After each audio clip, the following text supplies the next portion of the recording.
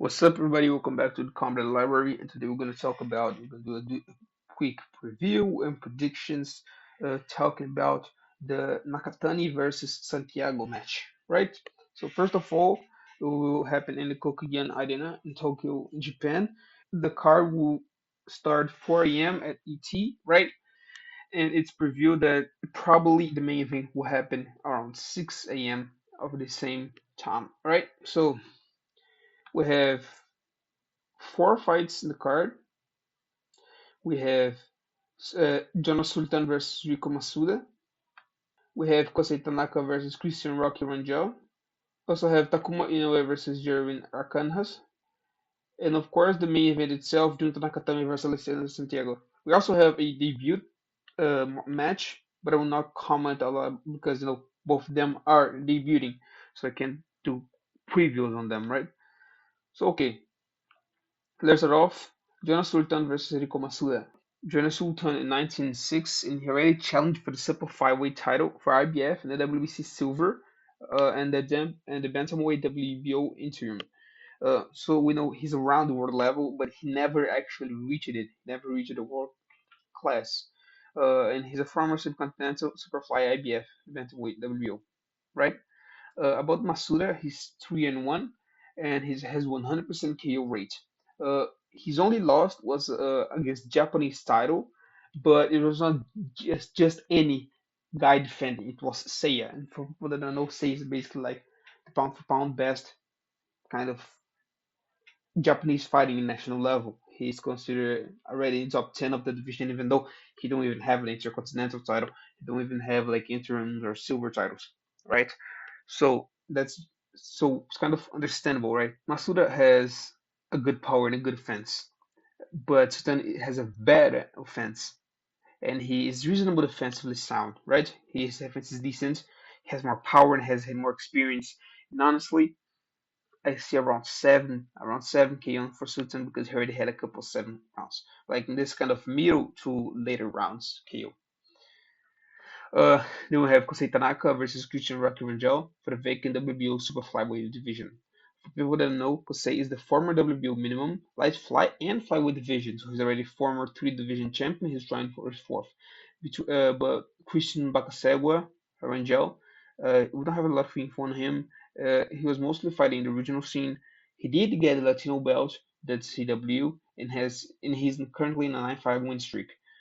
Uh, but about the fight, I think by the few we know about Bagsegwa, he will march forward with a lot of heart and bring a war.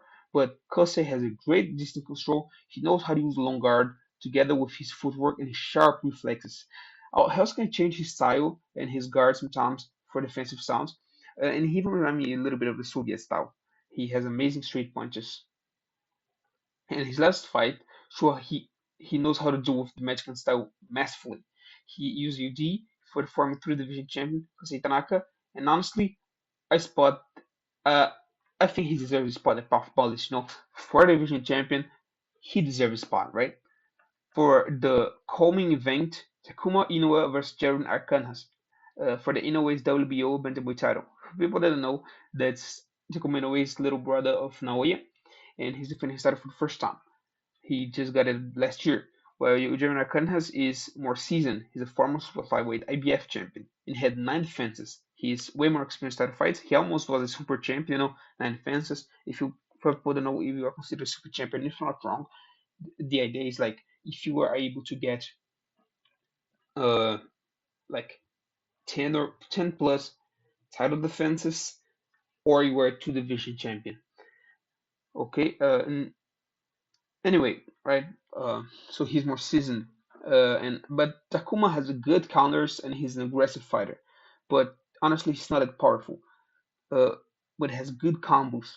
Akana has, in the other hand, has a really good power. He has less volume and has more singular shots. He's had a more planted base, got a ducking under, and amazing body work. Uh, and I think honestly, sadly, for the Japanese, Akanhas will be too much for the Illinois, and very hard to go into toughness contest with him because his body work will probably slow down in a way. Even though I see having slightly better technique, unfortunately Japanese was not blessed with the same athleticism as his brother, right? His brother has a lot of athleticism, a lot of power, and honestly, in a way, he has the skills. Takuma in a way has the skills, but I find it hard to see him winning that. So I honestly see a W for the Filipino, either a unanimous decision, like kind of 8 rounds to 4 or 7-5, stuff like this, or later round scale. Junto Nakatami versus Alexandre Santiago. And that's the main event. Nakatani is a two-division champion. He's trying to get his third title. He had three WBO flyweight title wins and two WBO super flyweight wins. So he's kind of more seasoned. He's more seasoned in this kind of world level situation. That's his third division. And Santiago recently crowned him was the bantamweight champion uh, in his first defense, and he's doing his first defense. And Nakatani has a great footwork, has amazing long guard and straight shots. He, he has good jabs to keep the distance. That's really good on him. He has a pop jab to kind of keep that situation. Um, but he is still capable of doing some amazing body work and brutal counters. That's why he had almost 20 kills. And but Santiago throws each strike more stiff, and honestly, I can see it more powerful. But he kind of lacks the precision Nakatani has because Nakatani is a lot of volume guy, and he has power. You can see in his shots he has power. But I believe that in this situation, the timing that he has and the precision is kind of what makes him had this much chaos.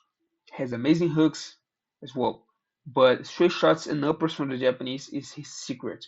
I believe the key of the fight is precision and defense. Santiago has decent defense, Leclerc has a better one and better precision. Like I said, precision, he had volume in his favor, he had reach in his favor, had experience world level in his favor. Uh, and I see Jun Trakatani almost end of the fight KO. Either 10, 11, or even 12, most probably. Certainly in the later part of the fight. That's my preview and prediction for this card. Uh, Take a look up here. We have a card of the review and probably we'll do some matchmaking. Uh, that's it for today. Thank you guys. May God bless you all. Bye bye.